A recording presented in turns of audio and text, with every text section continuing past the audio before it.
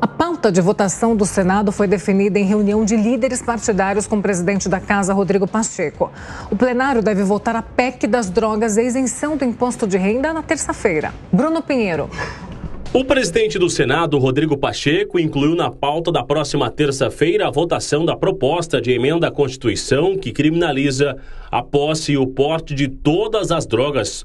Para ser aprovado, o projeto precisa receber ao menos 49 votos em 2 turnos de votação. Antes, na segunda-feira, uma sessão de debates com especialistas será realizada, como ressaltou o relator, senador Efraim Filho. Será um debate importante, com ponto e contraponto, argumentos e contra-argumentos, para na terça-feira o Senado se debruçar sobre um tema que é extremamente importante para a sociedade brasileira, para a família brasileira. O tema das drogas, ele tem inserção na saúde pública, na segurança pública, ele afeta a vida das famílias. O anúncio veio após a reunião de líderes que também discutiu a PEC que restringe a participação de integrantes das Forças Armadas nas eleições. A proposta será debatida em uma sessão temática marcada para 25 de abril. O texto não possui consenso e, por isso, os defensores da medida buscam alternativas para tentar garantir apoio. Para o senador Otto Alencar, o tema já causou ruídos dentro da estrutura do governo federal. Não ficou definido e pacificado essa votação, na minha opinião, tem que ser apreciada. Se a matéria está aí já há tanto tempo para ser analisada, ela deve ser apreciada. É importante se definir os limites da participação dos militares ou não nos pleitos eleitorais. Também na próxima terça-feira, os senadores vão analisar a proposta que reajusta a faixa de isenção do imposto de renda para pessoas que ganham até R$ 2.259 por mês.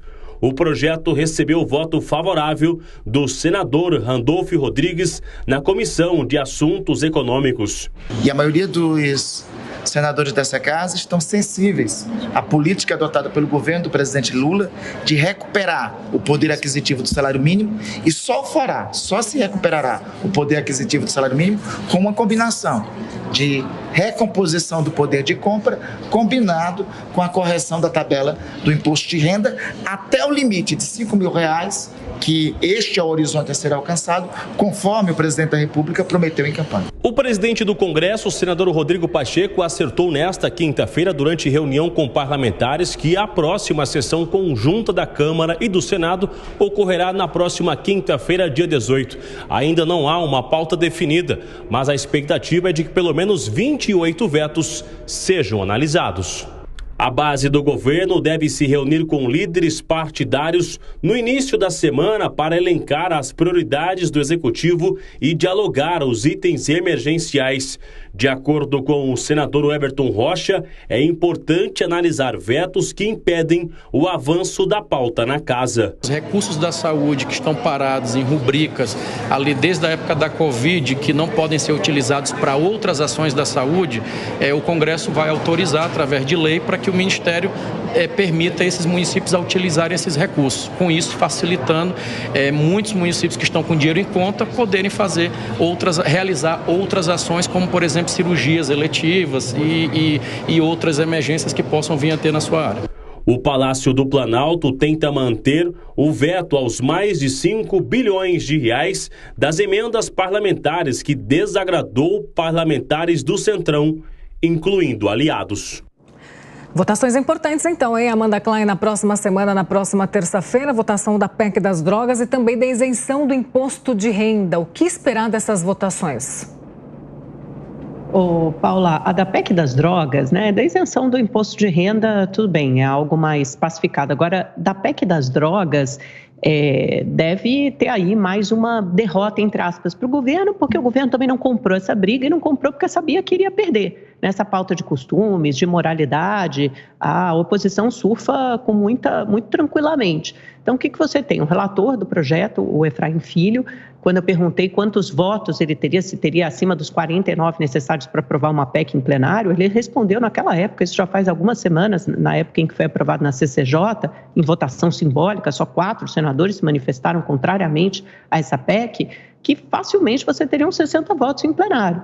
Então, no Senado é considerado como uma pauta que passará com facilidade. O que essa pauta muda na prática? Quase nada. Ela coloca o atual texto na Constituição, o entendimento de que mesmo o usuário que for pego com pequenas quantidades de droga tenha que cumprir medidas socioeducativas. Então, ele vai lá, tem que participar de algum curso de educação sobre drogas, ou então pagar em cestas básicas, mas ele cumpre alguma medida socioeducativa. Agora, você não corrige o problema gritante, que é aquela de criar medidas e critérios claros, objetivos, para você separar o usuário e o traficante. A gente continua com o mesmo problema de desigualdade, né?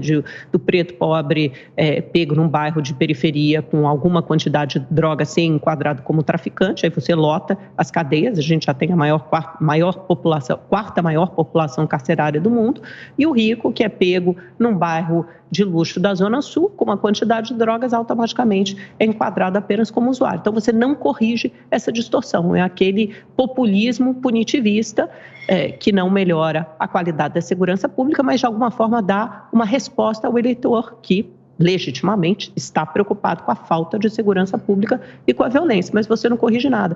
E ainda só para terminar, tem a chance também de você ter uma sessão no final da semana que vem, talvez na quinta-feira, dos vetos do presidente Lula. Aí quem tem que decidir isso é o presidente do Congresso Nacional, que é o Rodrigo Pacheco, e aí tem o veto da saidinha, que a gente discutiu aqui na segunda hora do Jornal da Manhã, e que certamente será derrubado pelo Congresso Nacional. Então, essa pauta de segurança pública pode dominar a semana que vem. Pois é, a aprovação da PEC das drogas, ela é fundamental, ela é importante asfixiar o setor que acaba sendo o setor que alimenta, que financia o crime organizado.